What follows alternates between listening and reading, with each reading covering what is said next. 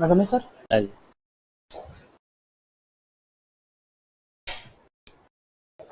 Good morning sir. नमस्ते, बैठिए। Thank you sir. Comfortable है? जी सर। अपनी कॉलेज एजुकेशन के बारे में बताएं कुछ। जी सर, मैंने बीएससी मैथमेटिक्स के अंदर 2018 में सुबोध कॉलेज से जयपुर से ग्रेजुएशन किए। 18 में, और अभी चल रहा है 2023। जी सर। तब से क्या कर रहे हैं अभी आप? जी सर, मैं इसके आरएस की प्रिपरेशन कर रहा हूँ। ठीक है। इस तैयारी के दौरान आपने क्या क्या चीज़ें प्रोडक्टिव सीखी? उत्पादकता आपके अंदर किस तरह से विकसित हुई? सर, पहले तो मैंने इसमें टॉलरेंस सीखा, क्योंकि इतनी लंबी वैकेंसी चलती है तो शुरू में तो इसे लगता था कि 1-2 साल में निकाल देंगे, लेकिन फिर मैंने देखा कि इसके अंदर कुछ चीज़ें आपके हाथ में नहीं होती है, तो उनसे आपको डील करके चलना पड़ता है, पहला इसमें। दूसरा सर, मैंने इसमें हार्ड वर्किंग भी सीखा है कि कम समय के अंदर कैसे चीज़ों को आप समाहित करते हैं, उन चीज़ों को कैसे कलेक्ट करते हैं, तो एक वो भी गुण मैंने इसमें इस तैयारी के दौरान सीखा है। तीसरा है कि सर, इसके अंदर खास तौर से नए दोस्त और उनके मिलने से अलग अलग क्षेत्र के जो पुराने से मेरे दोस्त बने, तो उनके कल्चर के बारे में और उनकी संस्कृति के बारे में जानने का मुझे मौका मिला यहाँ पे। ठीक है, आपके अनुसार ऐसी कौन सी बढ़िया परफेक्ट एज है जिस समय किसी भी व्यक्ति को पूरी तरह से अपने पैरों पर खड़ा हो जाना चाहिए, घर वालों पर डिपेंडेंट नहीं रहना चाहिए? सर, मैं मानता हूँ कि कम से 25 साल तक व्यक्ति को अपने पैरों पर खड़ा होना चाहिए। 25 साल के दौरान जो है, वैसे हमारे यहाँ पर जो मतदान की जो आयु है वो कितनी है? सर, वो 18 साल है। ऐसा क्यों डिसाइड किया गया? 18 साल में ऐसे क्या चेंजेस हो जाते हैं कि 18 साल को हमने एक पैमाना माना है? सर, 18 साल में बेसिक हमारे जो वोटिंग की जो टेंडेंसीज होती है, हमारी जो वोटिंग बिहेवियर है, उसमें थोड़ा बदलाव आता है और हमें चीज़ें समझ में आती है, क्योंकि उस समय तक हम जो बेसिक सेकेंडरी एजुकेशन कंप्लीट कर चुके होते हैं। और दूसरा ये है कि एक जो लोकतंत्र के अंदर लोगों की भागीदारी बढ़ाने के लिए भी ये है कि एज कम रखी गई है, ताकि जो नई पीढ़ी आ रही है और उनको जो वोटिंग के बारे में पता लगे, उनको पॉलिटिक्स के बारे में थोड़ा पता लगे, तो 18 की एक सूटेबल एज है इसके अंदर, मुझे लगता है। ठीक है। आप पश्चिमी राजस्थान, इधर डीडवाना कुचामन से हैं आप। जी सर। आपके आसपास खारे पानी की झीलें कौन कौन सी है? सर, डीडवाना में एक तो प्रमुख है, इसके अलावा डेकाना में है, और नावा के अंदर है, और कुचामन में भी एक है, और सीकर के पास कोचौर के अंदर भी एक खारे पानी की झील है। ठीक है। आपके आसपास कोई धार्मिक महत्व के स्थान है तो बताएं उनके नाम। जी सर, डीडवाना के अंदर मैम सर पाडा माता का मंदिर है एक, और जो एक हरिराम जी जोड़ा, हरिराम जी का एक स्थान है वहाँ पे। प्रभसर के अंदर तेजा जी का भी थान है, और खन्नाल के अंदर भी तेजा जी का है वहाँ पे। कौन सा मेला होता है परबतसर में? सर, पशु मेला पड़ता है परबसर में, तेजा जी पशु मेला। ठीक है। नागौर किस पशु के लिए फेमस है? लास्ट क्वेश्चन है मेरा ये।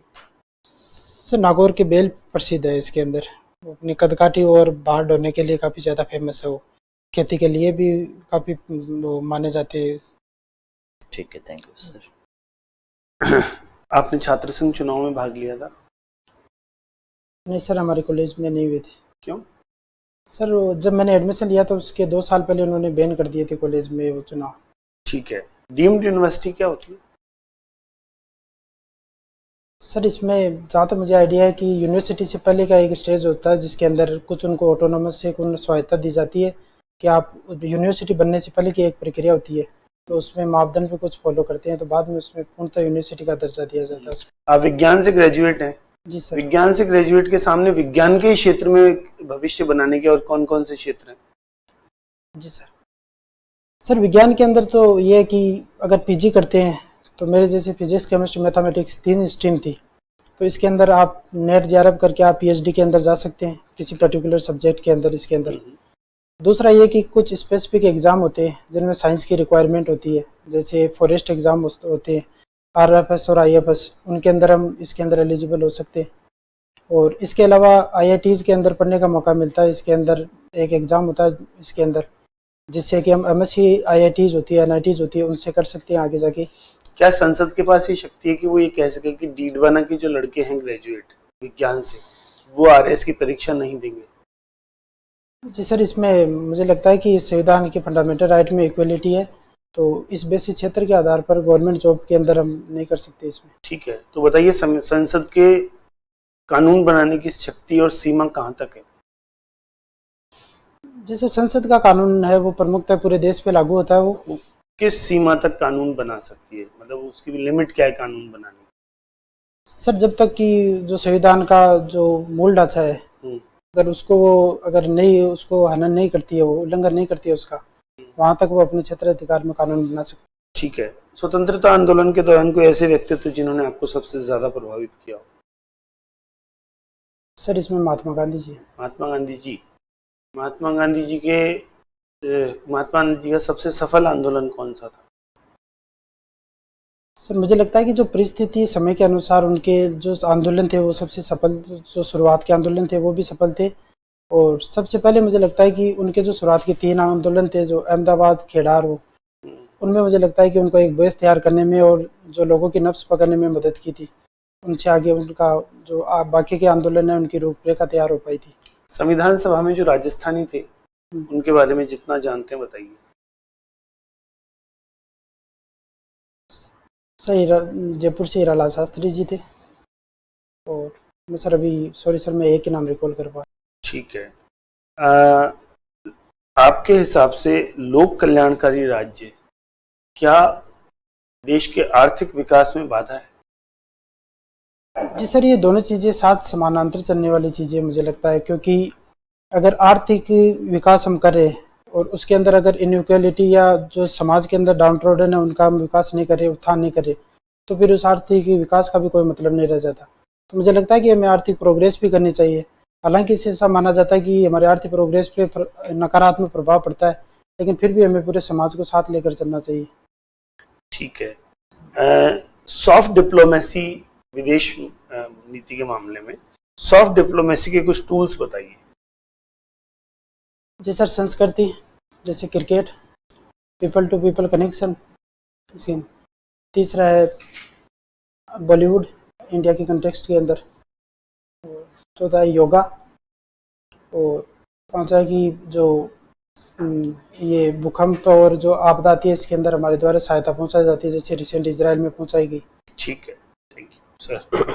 हमने अभी इजराइल में सहायता पहुंचाई है, फिलिस्तीन के उस क्षेत्र में जहां गाजा पट्टी जिसको कहते हैं वहां पहुंचाई है। जी सॉरी सर हमने फिलिस्तीन को सहायता पहुंचाई। किस प्रकार की सहायता दी है हमने अभी? सर हमने उसके अंदर कुछ कंबल बांटे थे, मेडिसिन प्रोवाइड की थी, उसमें कुछ तारपोलिन थे, तिरपाल थे, और जो कुछ टेंट का सामान था और पानी की बोतल जैसा थे उसके अंदर। बेसिक नीड्स की उससे विस्थापित जो लोग हुए हैं उनको कोई समस्या नहीं है इसके लिए। अभी हम वर्तमान में सुन रहे हैं कि जो हमास के आतंकी हैं वो गाजा वाले क्षेत्रों में नीचे टनल में घुसे हुए हैं। जी सर। उन्होंने एक अच्छा नेटवर्क बना रखा टनल सिस्टम का। जी सर। और इजराइल जो है वो उनके ऊपर रासायनिक हथियारों, गैसों या फिर इस तरीके की चीजों का इस्तेमाल करने पर विचार कर रहा है। अगर इजराइल ऐसा करता है तो वो कौन से अंतर्राष्ट्रीय कानून का उल्लंघन करेगा? जी सर एक तो अगर वो वेपन ऑफ मास डिस्ट्रक्शन का करता है या केमिकल वेपन्स का करता है तो इसका कन्वेंशन है केमिकल वेपन्स का इसका, और एक ऑस्ट्रेलिया ग्रुप है इसके नवासिनार अरेंजमेंट है, तो अलग चलेगी। हम वो कन्वेंशन के बारे में पूछना चाह रहा हूँ मैं, मास ऑफ मतलब वेपन ऑफ मास डिस्ट्रक्शन और केमिकल वेपन को रिलेटेड। एक वियना कन्वेंशन इसके अंदर है। चलिए ठीक है। मेरा अंतिम सवाल आपसे, राजस्थान के आर्थिक विकास में क्या प्रमुख समस्याएं आप ऑब्जर्व करते हैं अपने स्तर पर? कागजों में लिखी हुई बातें वो अपनी जगह पर, आप क्या देखते हैं? सर प्रमुख तो मुझे लगता है कि एक तो राजस्थान के अंदर खासतौर वेस्टर्न राजस्थान जहाँ से मैं बिलोंग करता हूँ, वहाँ पे एक जो बेसिक सोर्स चाहिए वाटर और इनकी लैंड वाटर की ज़रूरत होती है इंडस्ट्रीज़ के लिए, वो एक कमी है वहाँ पे। तो इंडस्ट्रीज स्थापित नहीं होती है। कई इंडस्ट्रीज देखिए वहाँ पे फूड जो प्रोसेसिंग इंडस्ट्रीज है छोटी, लेकिन धीरे धीरे पानी सूख जाने के बाद में वो पलायन कर जाती है वहाँ से, वो है। दूसरा ये है कि सर एक एंटरप्रेन्योरशिप की जो एक जो एटीट्यूड होता है बच्चों के अंदर, वो इसकी कमी है। जो एक परिवार के अंदर गवर्नमेंट जॉब की तरफ ज़्यादा जाते हैं लोग, इसलिए वो कोई उद्यमी बनना भी नहीं चाहते, इसलिए वहाँ पे इन्वेस्टमेंट इस क्षेत्र में कम होता है। तीसरा है कि सर इसके अंदर एक जो बेसिक चीज़ें हैं जिसके अंदर उनका पर्टिकुलर मार्केटिंग उतनी नहीं हो पाई। जैसे कि राजस्थान में हैंडीक्राफ्ट है तो उनके बेसिस पे काफ़ी इंडस्ट्रीज डेवलप हो सकती है, बड़ी इंडस्ट्री एक्सपोर्ट हो सकते हैं, लेकिन वो है कि वो धीरे धीरे हम जैसे जैसे बाकी कल्चर अपना रहे हैं। तो गुड सर। आपके 12th में 87% है। जी सर। और ग्रेजुएशन में सिर्फ 58। जी सर। क्या कारण था? पढ़ाई नहीं की थी या 1 वीक से पढ़े थे? सर मैंने इसमें पढ़ाई की थी तो, लेकिन समस्या आ गई थी। मैं 2018 का RS दिया था उस समय, तो मेरे पास 1 महीना उसमें एग्जाम में था, तो मैंने थोड़ा इसमें कॉम्प्रोमाइज़ किया था। और उससे तो 1 साल के परसेंटेज खराब होंगे। फर्स्ट ईयर सेकंड ईयर में अगर अच्छे हैं तो एटलीस्ट फर्स्ट डिवीजन तो बन सकता था। सर उसमें फर्स्ट ईयर के अंदर में तो लापरवाह था, उसमें मैंने पढ़ाई नहीं की थी। तो एक्चुअल में पढ़ाई सेकंड ईयर से स्टार्ट की थी, कॉलेज में फर्स्ट ईयर कम भी गया था उस समय, उस कारण से कम थी ओवरऑल ग्रेड। अच्छा, आपने अपनी कमजोरी लिखी है सामाजिकता। ये किस प्रकार कमजोरी है? आप सामाजिक नहीं है? नहीं सर, मैं सामाजिक, अति सामाजिक हूँ। जो लोगों से बातें करना या मुझे दोस्तों की ज़्यादा अच्छा लगता है बतलाना, लेकिन उसका तैयारी के दौरान मेरा इसके नेगेटिव प्रभाव। दुष्परिणाम क्या होते हैं अति सामाजिक होने के? सर उसका ये है कि आप अपने जो टारगेट्स लेते हैं उनको पूरा नहीं कर पाते, ज़्यादा देर तक आप बातें करना या डिस्कस करते रहते। दूसरा, पढ़ाई के दौरान मैंने इसके नेगेटिव प्रभाव देखे कि मैं बाद में वो चीज़ें मेरे दिमाग में चलती है तो मैं ज़्यादा फोकस भी नहीं कर पाता उन चीज़ों के ऊपर। हम समाज किसको कहेंगे? समाज सर ये ग्रुप ऑफ पीपल है जो आपस में जिनका इंटरेक्शन होता है, वही एक समाज है। तो यदि हम यहाँ 4 लोग बैठे हैं तो क्या हमें समाज कहा जा सकता है? जी सर, मैं इसमें सर श्योर नहीं हूँ डेफिनेशन में, माफ़ करना सर मुझे। हमारे समाज में वर्तमान दौर में क्या क्या ऐसी कुरीतियां हैं जो आज भी चल रही है, रूढ़ियां, कुरीतियां, उनके बारे में कुछ बताइए। सर खासतौर से महिलाओं के खिलाफ अभी भी कुछ कुरीतियाँ हैं, जैसे एक पर्दा प्रथा है समाज के अंदर, दूसरी बाल विवाह है अभी भी, और तीसरी है कि जो एक अंधविश्वास है जो कि झाड़ फूक वाला या मेडिसिन या साइंस में फोकस नहीं रहता उसका, और चौथा है कि एक जो जो एक मेल जो लड़के के लिए जो एक लगाव रहता है फैमिली के अंदर, जो लड़कियों को कम समझा जाता है, एक वो भी जेंडर इनइक्वालिटी भी अभी समाज के अंदर है। और इसके अंदर बाकी देख सकते हैं सब मृत्यु भोज भी अभी कहीं कहीं पे प्रचलित है ज़्यादातर। तो ये मुझे लगता है ये कुरीतियाँ है जिसके अंदर जो शिक्षा, बालिका शिक्षा है वो भी आपने पर्दा प्रथा का नाम लिया। जी पर्दा प्रथा और घूंघट में कोई अंतर है? सर इसमें मुँह को ढकना ही एक पर्दा, किसी पर्दे से ढकने से नाम आया, लेकिन राजस्थान के स्पेसिफिक में हम इसे घूंघट के नाम से करते हैं, तो ये उसी का एक वर्जन है जिसमें राजस्थान के अंदर हम घूंघट प्रथा करते हैं उसको। आपको क्या लगता है घूंघट जो है वो सामाजिक दबाव के कारण किया जाता है या खुद की चॉइस होती है? सर इनिशियली तो ये सब दबाव के कारण होता है, लेकिन बाद में धीरे धीरे जिस प्रकार की अपब्रिंगिंग होती है तो उन्हें लगता है कि शायद ये मेरे लिए एक अच्छी बात है, तो महिलाएं खुद अडोप्ट करने लग जाती है उसको। तो बाद में तो उनको मना करने पे भी वो नहीं मानते और वो खुद मर्जी से रखती है, लेकिन इनिशियल में मुझे लगता है कि वो एक दबाव के कारण। मान लिया आप कहीं पे एसडीएम है, आपने वहाँ पर सरपंचों की एक मीटिंग बुलाई है, जी सर, लेकिन वहाँ आप देखते हैं जितनी भी महिला सरपंच है वो वहाँ घूंघट में बैठी है उस मीटिंग में, तो आप क्या करेंगे? सर मैं उनको ये करूँगा कि आप प्रतिनिधि है जनता के, तो आपका घूंघट में होना सही नहीं है यहाँ पे।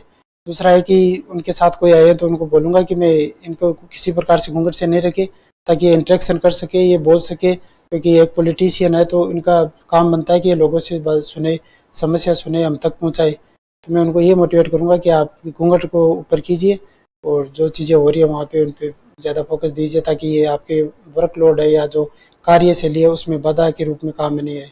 आपने कहा कि आप अति सामाजिक व्यक्ति है, आपने समाज में जितने भी लोगों से आप बात करते हैं आपको लगा होगा क्या वो दौर आ गया है कि हमारा समाज जो है वो समलैंगिक विवाह को अपनाने के लिए या उसको अनुमति देने के लिए रेडी है?